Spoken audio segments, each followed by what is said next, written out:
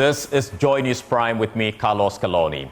Our headlines this hour: LGBTQ rights set to take center stage in 2024 election campaign as both John Mahama and Dr. Bawumia declare their strong opposition against anti-LGBTQ. Me Jida, my faith is against LGBTQ. Me Assemblies of God. My faith is therefore very strictly against the practice of homosexuality. We are live with a political analyst for how this could impact the 2024 election. Also, Kokobo clashes with Michael Mining Company over attempt to mine over 4,300 hectares of rehabilitated cocoa farms at Nkawie. If you read the section 18, subsection 1 and 2, it tells you that mining companies are supposed to contact, bodies that regulate, that farm. But what is happening? From here, we are going to take action and ensure that, they are brought to the law. We have the latest on the situation, and confusion rocks GPRT front as some drivers defy unions' orders to increase transport fares by 30%. Young chairman, young con could see you next week. I have a meeting. And some of the customer the price and about price and about no percentage in account. We have details as the government is rejecting the initial proposed 20% increment by the GPRTU. Also, we have business, sport, and showbiz all in this hour. Please stay.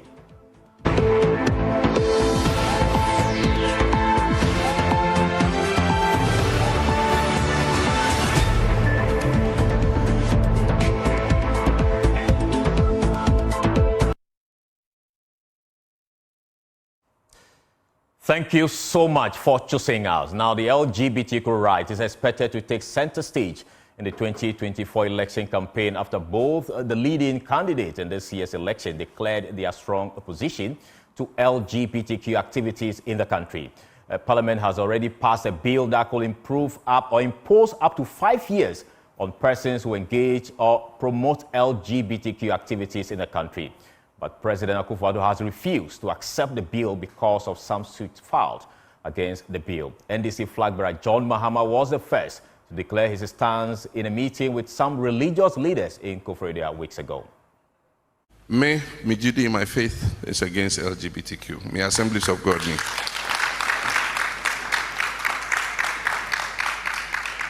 If we say the faith I have, Empene say Bema, Bewari Bema, Oba, Bewari Oba. Bill a war parliament, Omunyam passing, but say a buying actress says Omu passing president on sign. If he say the attorney general can say, Bibi a private members motion. Obetimia pass a bill with a private members motion, but Enisa Edekabia Ebeto Abanso. And based on that technicality, President has said Seba on signing. In terms of the idea between Parliament and the executive, Omoshe na Omokan, Ebia Sombeshe bill Numa, Nomashe Bibia, it puts a charge on government na Omoye no free. Then it opens the way for the President to be happy to sign the agreement. And so, me personally, Benjin this, and a man is a man, a woman is a woman. Me believe it say nipa utimi sorry I say me feeli wo me muse me yoba. And so yeah wo me be mind to me cause no my yoba. Nature created us man and woman. And Nyame boy, he knew what he was doing when he created us like that. And so if you ask me, my personal faith is against it. Well, Vice President Dr. Bawumia, who is also the governing MPP flag bearer, in a speech in Kumasi to mark Eid, has also declared if he is elected president, LGBTQ activities will not be allowed in the country. It has been a back and forth between Parliament and the presidency over the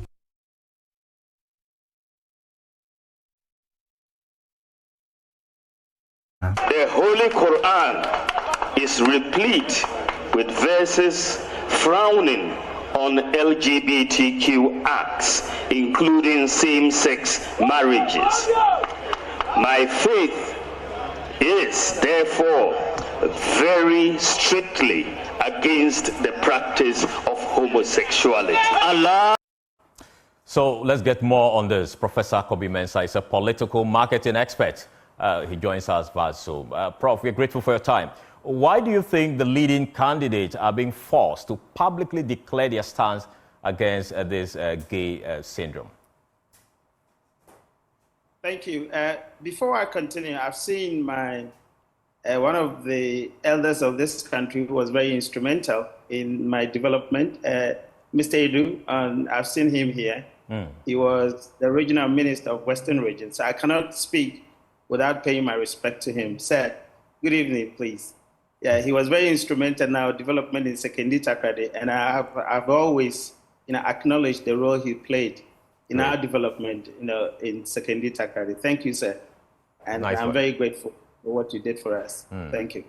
Now, let me say that it's very instrumental because obviously it had actually gone to Parliament. We all know the kind of conversation that has actually created, simply because it's something that actually challenges our culture as people. So if you take the culture, if you take the religion aspect of it, and Africans were very religious and very cultural in our way of life. So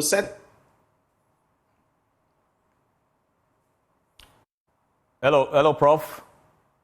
All right, so that Doc, they're giving us some political analysis as to why this issue is becoming a big issue in this country, especially the fact that we're going into the 2024 elections. Already, we have the former president also declaring his stance, as well as the vice president. Doc, if you can hear me, kindly proceed. Yeah, I can hear you. Okay, so I'm saying that with that particular character of the conversation, you would expect that the people would want to hear from the political leaders of this country. Okay. And that's why it is very important that the leaders of this country, the political leaders, actually declare their stance, so that at least it forms, as you would put it, the way forward for the people to also subscribe to the stance that the political leaders actually subscribe to. So that's why it's very important for the leaders to actually state their position. All right. So from where you sit and based on your experience, how big an issue will this LGBTQ issue be in this campaign after December? Well, sometimes it depends on how the political parties actually, and the media, if I should put it, actually, put it in the political domain or in the campaign domain. Sometimes, it takes the media to create the agenda. It takes the political parties to set the agenda in terms of what they think is very important for them to speak about it. Sometimes it would also come from the people. So we're looking at the saliency of the issue. I think very much, the economic issue is what is preoccupying people's thoughts, especially when it comes to campaign messaging.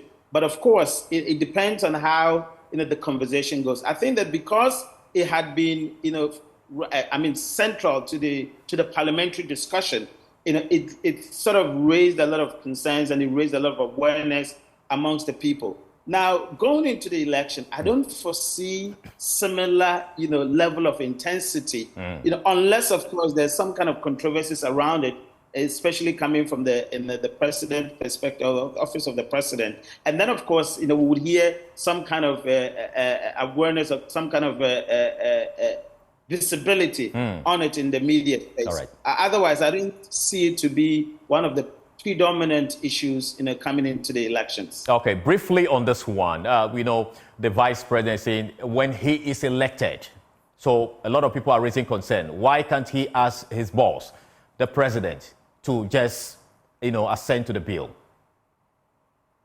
I think that's the difficulty for the vice president and the leader of the party. Now that he has assumed, there seems to be policy incoherent, from obviously the governing party's position and his personal position. I think that he had the benefits from the people because obviously he's a Muslim. So a lot of people expected him. In fact, they knew, a lot of us knew that his stance will be just as, the opposition leader's stance, especially being a Muslim. We never thought that it was something that he was going to say he's opposed to it. The only difficulty for him is that his party's somehow is opposed to signing the bill. That's the difficulty for him. Okay. And I think the second difficulty is that when the issue was raging, we never heard his voice because, obviously it would have been a counter to the position of the president. And that's the difficulty. Right. I don't think that any of us expected that he would have a completely different position from the opposition leader's position because he's a Muslim. So we expected that he would definitely be against LGBTQ, but he couldn't come out to say it until now, which is actually buried in the celebration. So I think that he lost the opportunity to make the position clear when the issue was raging in the country, which we expected that would be his position anyway. But he lost the currency to have actually stated categorically that he's against the LGBTQ. But of course, the issue of the president not signing and his position raises some kind of tension, within his area or within his political party. And that's a little bit worrying. But we all knew that definitely he will be against the LGBTQ and that he will be in favor of the bill. Thank you so much, Dr. Kofi-Mensah, for speaking to us here on JoyNews Prime. We're so grateful. And moving on, Vice President, Flagbearer of the New Patriotic Party, Dr. Bawumia, has emphatically rejected the practice of LGBTQ in Ghana. In his first public commentary on the raging issue, Dr. Bawumia made no worse in completely shooting it down while addressing thousands of Muslims in Kumasi during the observation of Eid prayers. Now, Ghana's parliament has passed a strong anti-LGBTQ bill, and the bill is now awaiting presidential assent. Emmanuel Bright-Quick reports some members of the Muslim fraternity in the Ashanti region welcome the stance of the vice president, calling for the bill assent by the president. It has been a back and forth between Parliament and the presidency over the passage of the Proper Human Sexual Rights and Family Values Bill. Parliament approved the anti-gay bill for assent by the president, but President Akufo-Addo indicated his inability to sign the bill into law as its constitutionality is being challenged in courts by human rights activists.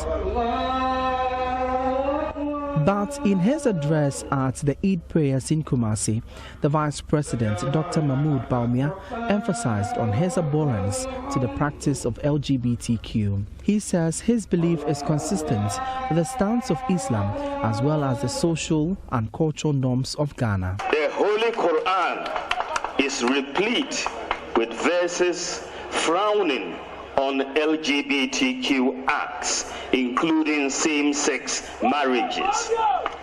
My faith is, therefore, very strictly against the practice of homosexuality. Allahu Akbar.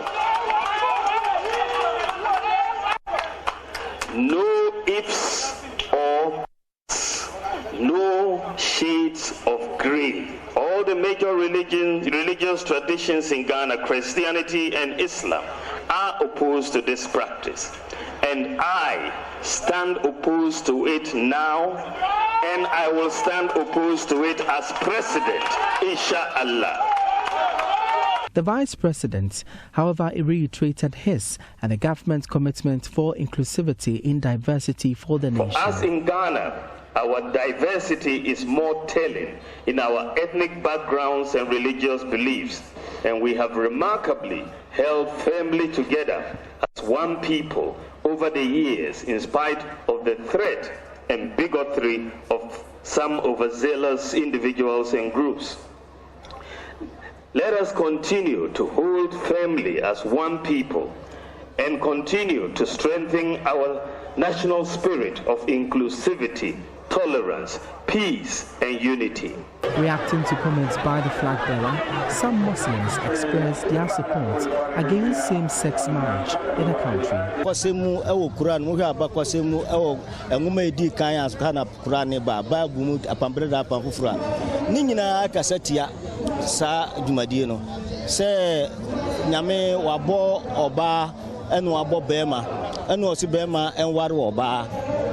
na bema ko are bema na obe ko are ba de time cross say asan can say yes ni pe ko ware aboa. So we are all very grateful he came out and made that exposition. I mean, to the good people of Ghana and to the world at large. So we are very happy. Some people would argue it's their human rights. What do you make of that? Human rights. You know, Allah, God had ordained everything. Since the dawn of creation, Adam and Eve, you know, they went the normal way. And through that, they had procreations. And we procreate through marriages and between a man and a female. You know, if you are going to homosexuality, then procreation is going to be at a standstill. For Joy News, my name is Emmanuel Bright Kweku. Meanwhile, pressure is mounting on the MPP's flagbearer, Dr. Mahmoud Bawumia, to urge President Akufo-Addo to sign the bill if he truly opposes the practice. Now, in his Eid message in Kumasi, Vice President denounced the practice. However, few hours later, a group calling themselves the Association of Progressive Muslims Ghana issued a statement expressing skepticism about Bawumia's stance. Here are excerpts from the statement, and I read, good news for Mother Ghana, and we are so glad Alhaji Bawumia has listened to our call finally. However, we expect him to ensure that his boss, President Akufo-Addo, signs the Anti-LGBTQ Bill in the coming days for this matter to be brought to finality. Without that, we'll assume it's the usual political antics to deceive Ghanaians, like in the case of the promise to build Cape Coast a harbour, like his claim of shifting the focus of the economic management policy from taxation to production, which turned out to be the shifting of the focus of economic management policy from production to more taxation. And so the group who actually issued the statement, they are joining us via Zoom. Its president is here with us, Alhaji Umar Harris. So, Alhaji, share with us what really is your concern over the vice president's position on this matter? Thank you very much, and good evening to your viewers. We are very happy that finally today His Excellency Alhaji Dr. Mahmoud Bawumia has come out categorically to state his position, something that we've been calling him out for almost 5 years. You know, ever since this discussion about criminalizing LGBT once and for all came out, for over 7 years, he had not said anything. And as Muslim, His Excellency Dr. Mahmoud Bawumia is an icon that every Muslim would aspire to be. So we expect him to do the right thing so that people would know Islam through his conduct and how he carries himself about, not by just talking. So his silence actually was worrying to us. We did a lot of advocacy, calling on imams to speak to him and a lot. And today being the day of Eid, for him to decide to come back here in Ashanti region to make that declaration, I think is a call in the right direction. However, we believe strongly that His Excellency Dr. Mahmoud Bawumia has actually gotten a tag of not being or being inconsistent with his own statements and always being economical with the truth. So even today that he actually mentioned that he's against it and he opposed it, we expected to hear him, outline the step that he's going to take to persuade His Excellency Nana Addo Dankwa Akufo-Addo to sign it within the shortest possible time, so that at least we can bring this matter to finality. Okay. We didn't hear him say that. So what we are expecting him to do, because he has the capacity to do so, is to persuade His Excellency His Excellency Nana Addo Dankwa Akufo-Addo to do that, so that we can confidently say that, okay, yes, he meant exactly what he said today. Thank you so much for speaking to us here on JoyNews Prime. We're grateful for your time. Now, away from the story, the Ghana Cocoa Board has clashed with mining firm Mygop Mining Limited over alleged attempt to destroy over 4,300 hectares of cocoa farms in search of gold in 5 communities in the Echima district in the Ashanti region. Now, presently, the mining company is prospecting for gold on 120,000 hectares of cocoa farm, majority of which is under rehabilitation by Cocoa Board. According to the regulator, the farms are being destroyed without proper authorization from Cocoa Board as required by law. An allegation refuted by the mining company. Nana Ojima visited the area and has come through with the following report. Prospecting for gold is already underway in communities like Brahabebome, Impoyem, and Ouagadougou in the Nkaria Cocoa District. Apoyem and Bronsako are among areas targeted for mining activities. According to some farmers, the mining company has already taken measurements of their farms, proposing some compensation. After measuring the farm, they pegged the price at 10,000 cedis per acre. They told us the land has been given to them by government, so if we do not take the money, they will forcefully mine the area.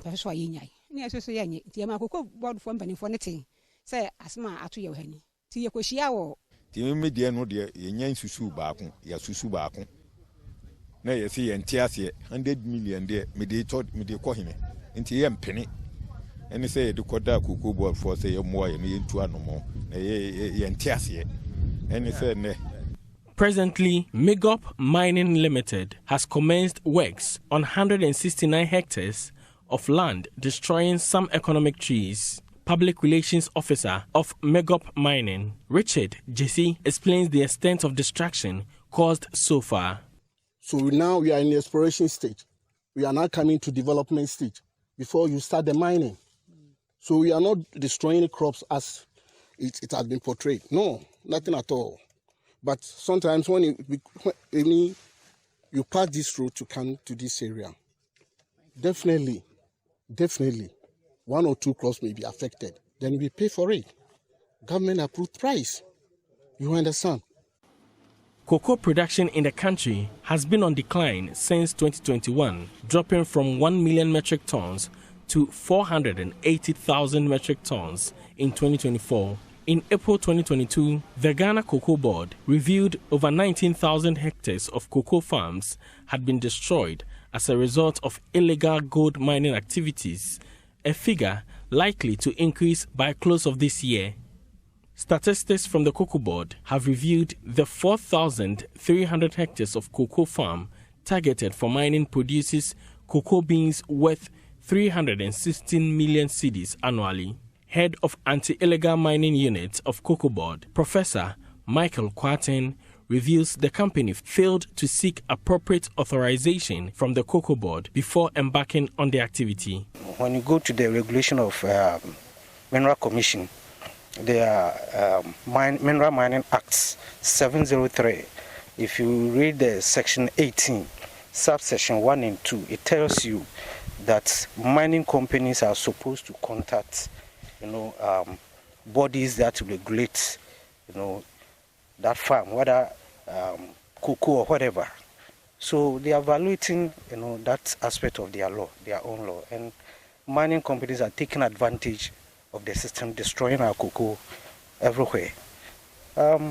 Yes, per what is happening, from here we are going to take action and ensure that they are brought to the law. I mean, Cocoa Board now, we are now using the Economic Plant Protection Act. That is what we are using to protect the cocoa. In protecting cocoa farms from the threats of illegal mining, the Cocoa Board is strengthening partnership with the Minerals Commission. Professor Kwatin again.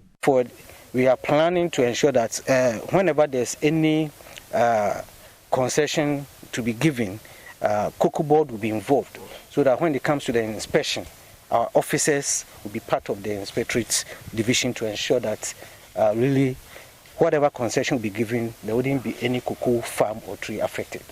For JoyNews, Nanaya Ojima, Nkari. Now, these farms are part of the newly rehabilitated cocoa farms, an intervention by the Ghana Cocoa Board after an outbreak of cocoa swollen shot virus disease in the communities.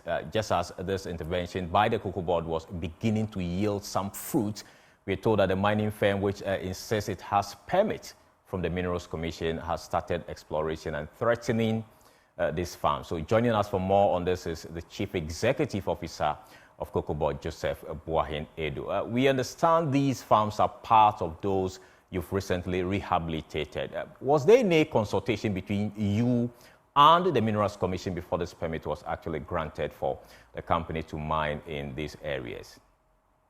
Thank you very much. There was nothing of that sort in the first place. But let me say that from the submission made by the mining company, they are undertaking exploration. And exploration means that you are searching for precious minerals. And by the procedures and processes that does not call for the use of heavy machinery.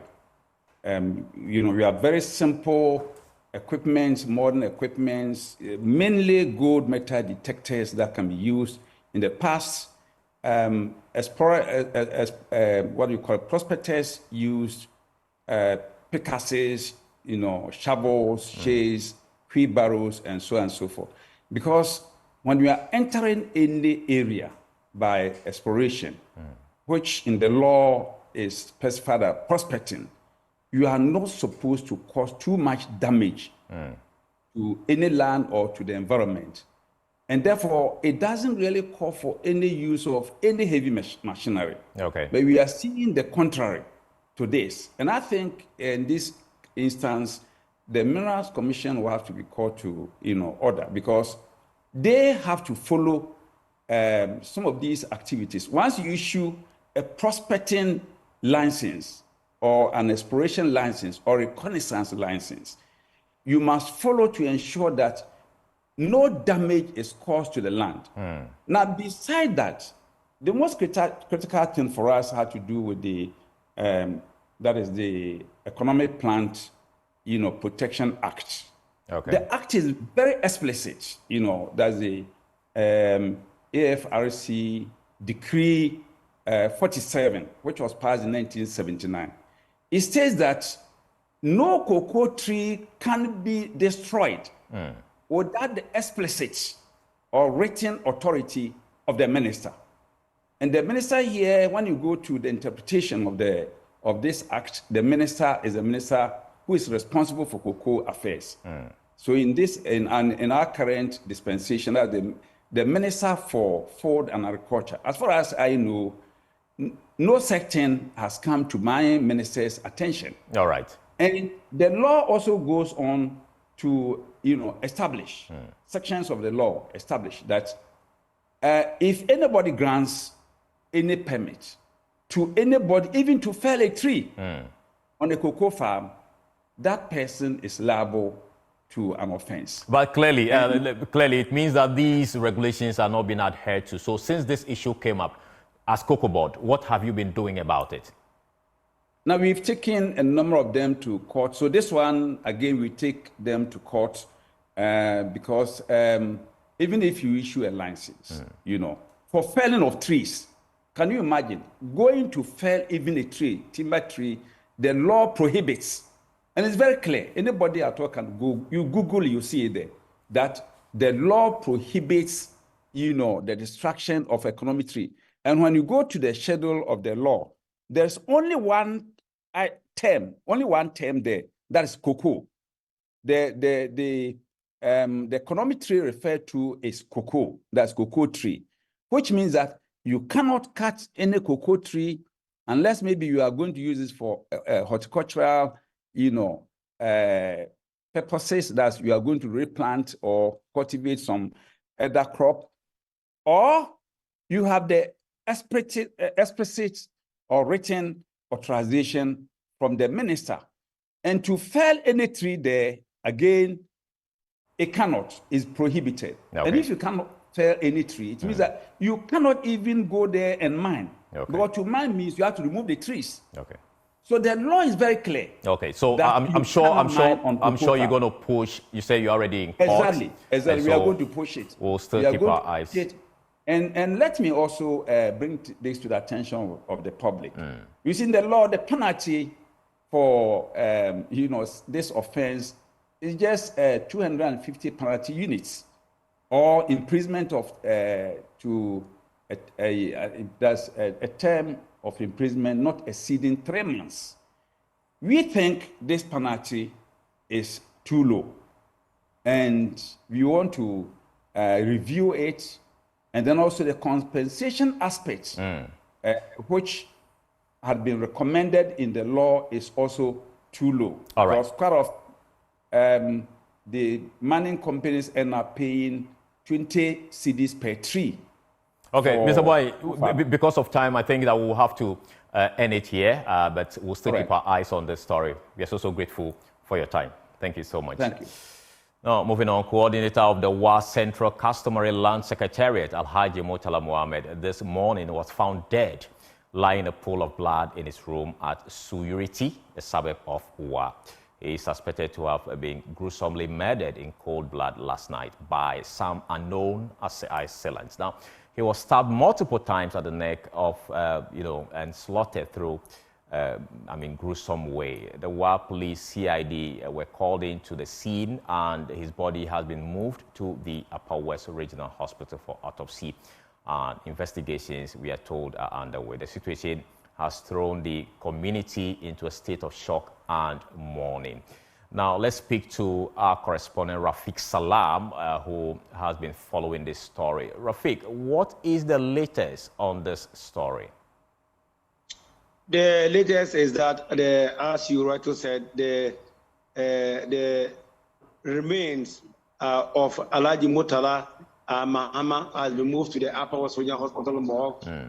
And then also at Suriri, there, people are really in shock. It's enveloped in shock, and also they are yet to come to terms with what actually transpired, which led to the alleged gruesome murder of Alhaji Murtala Mahama.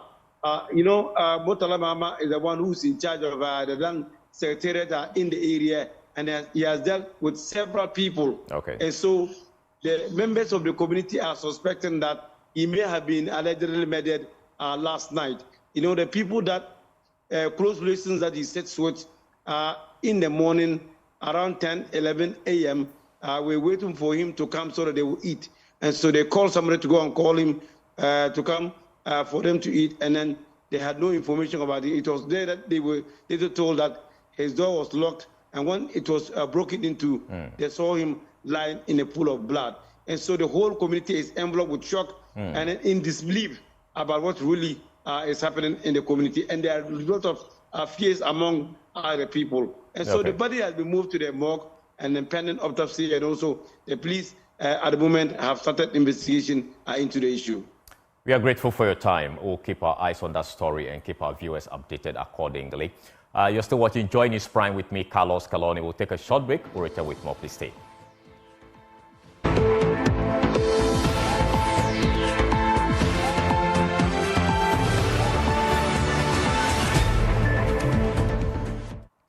Now, in sports, 5 persons have each been granted 30,000 cedis bail by a circuit court in Kumasi for attack on a match official during the Ghana Premier League match involving Asante Kotoko and Nations FC on March 24, 2024 at the Bawumia Sports Stadium.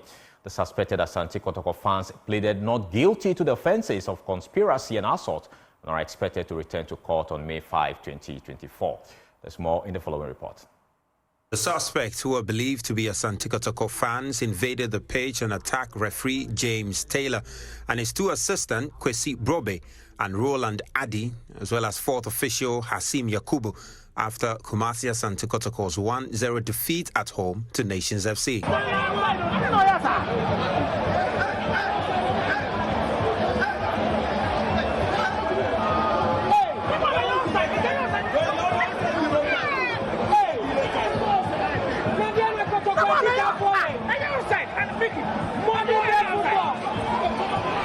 The conduct, which attracted public condemnation, resulted in the arrest of 5 persons by the police and their subsequent arraignment before a court in Kumasi.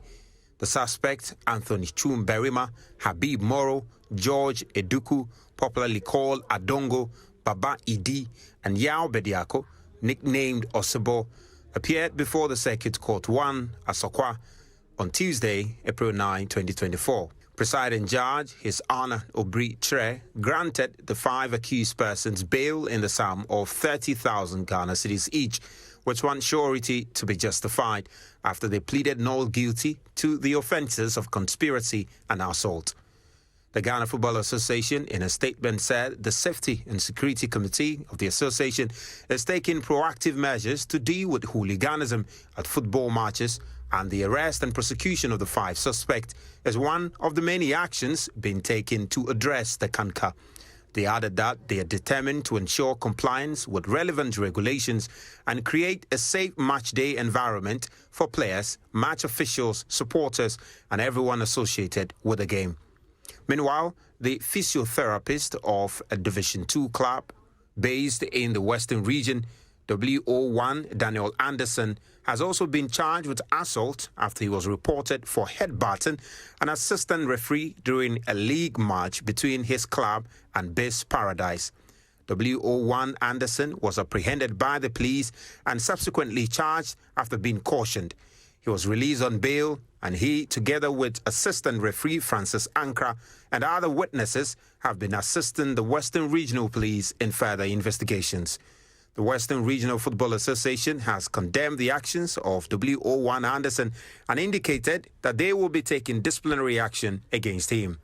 The case involving Anderson has been referred to the Office of the Attorney General and Minister of Justice for advice on the next line of action to be taken. We'll take a break. We'll return with Showbiz. Please stay.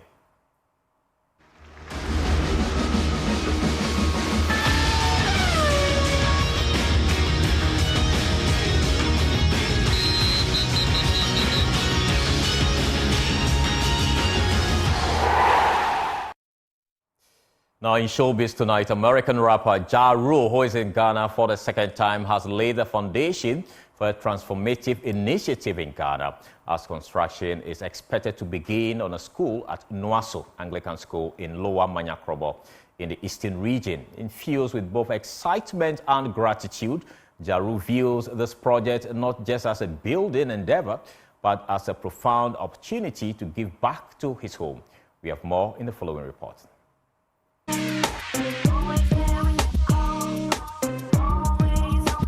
During his second visit to the country, American rapper Ja Rule has embarked on a mission to build a school at Nuaso Anglican School in Lower Manyakrobo in the Eastern region. But this isn't just any construction project. For Ja Rule, it's an opportunity to lay down tracks of empowerment and make a lasting impact. Ghana! This is an amazing opportunity. I'm very, very honored to be here, happy to be a part of this groundbreaking of this new six classroom block school here in Nuaso. I'm so happy to be a part of this. This came about last year sometime, to build a school in the middle of Africa for my people. And I know that this is going to be an opportunity that'll last for many, many years to come. This is just the beginning of something very special. As I look out into the crowd, I see a lot of beautiful students here from some of Pencil of Promise's other programs, and it's really, really dope to see them. The kids that just gave those amazing, amazing poems. That's what this is about. That's what Pencil of Promise is about. And for me, education is the pillar of community. And so, with that being said, Ghana, I appreciate you all. I thank you for accepting me as your brother. Ja Rule, who has been in the country for more than 48 hours, has this to say about Ghana. It's been amazing, man. So far so good. It's, people are real, welcoming. So I've been enjoying my trip so far. It's been amazing. Well, this project, you spoke about it earlier. It looks like it's very dear to your heart. Yeah, it's amazing what Pencil of Promise is doing here. They built over 200 schools here in Ghana. So, I'm just trying to do my part. I really feel connected to my African people. So I'm happy to be able to do this. Teaming up with Ja Rule on this initiative is none other than Pencils of Promise, a global organization dedicated to education. CEO of Pencils of Promise, Kaylee Scales, revealed that her NGO is already scribbling on over 604 school-build projects worldwide, with more than 200 of those eraser-ready projects right here in Ghana. So this project for the Nuaso School community will be about 6 classrooms and washroom facilities. It'll take several months. We have a list. We always think about places that need us the most and need our intervention the most. We can't do every community every single time, but we carefully choose the communities that will partner with us, and we'll do the work together. The cost of the construction is covered 80% by Pencils of Promise and our supporters like Ja Rule. 20% comes from the community, but that 20% comes in the form of labor, water, food, and support of the school build project. Deputy Minister of Tourism Mark Okrekumante expressed his excitement at Ja Rule's presence in Ghana emphasizing the harmony between entertainment and social responsibility. We've recorded prominent celebrities from the United States. Anthony Anderson, Beyonce's father, was here last year. Steve Harvey, Samuel L. Jackson, Michael Jai White, Akon, Boris Kujo, Idris Elba, Kofi Kingston, T.I. And so I am happy he is giving back to society. After all he did, after all the monies he made through performances, he's come back to give some back to us as a society that bought his music, as a society that danced to his music.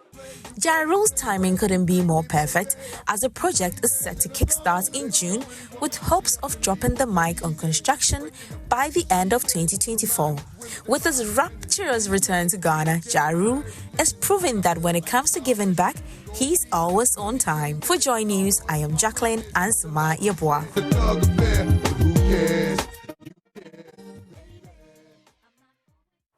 That's all we have on Showbiz. We'll take a short break. We'll return. The news continues.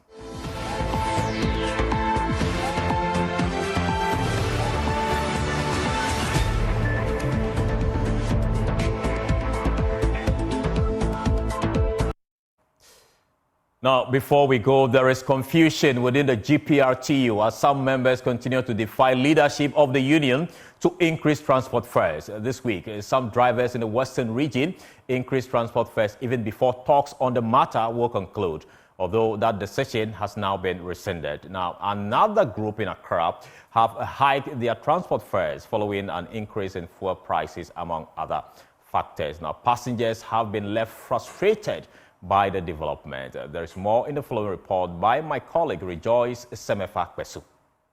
In January 2024, the unions proposed a 20% increment in response to hikes in taxes, fuel, and cost of other inputs. But that did not materialize until the recent jump in fuel prices forced them to return to the table. But the second approach has also been met with delays after Wednesday's meeting with government was postponed to a later date. Amidst these developments, short-distance drivers in Accra have taken matters into their own hands by independently raising fares by varying percentages. On the other hand, long-distance drivers are holding off on making any changes, awaiting official communication and direction from the union leaders. Passengers have expressed dissatisfaction with the sudden fare increases, noting that they were unaware of any official change to transport fares. We are not aware of it, and they haven't announced it to us. Even right now, we are just fighting in the bars that the lorry fare is too much. Because why is it that if you want to increase the fare, you have to announce it so that we are aware, so that all of us will have to adjust ourselves. But you can't just wake up and say the lorry fare will be 19 cedi. You know, it seems like the nation is, the way the nation is heading towards, is like there's no leader. Everybody is just doing whatever he wants. I wake up this morning, joined the car from Ashama to Kaneshin, and they say 19 cities. I was surprised. I asked, when did they increase the fee? They say that. Meanwhile, the government has rejected an initial 20% increment proposal actually put forward by the transport unions. I don't know where these fuel prices are going through the roof is coming from. Don't forget, in this country, fuel prices have gone way up to 23 Ghana cedis before. Now, at the time that the fuel prices were 23 Ghana cedis, the lorry fares were even lower than they are right now. So I'm not sure whether there is need to panic about increase in lorry fares. This current pricing window, petrol was supposed to go up by about 3%, and diesel was for about 1%. That's all we have time for in this hour. You can log on to myjoyonline.com for more stories. My name is Carlos Caloni. Thank you so much for watching. Have a great evening.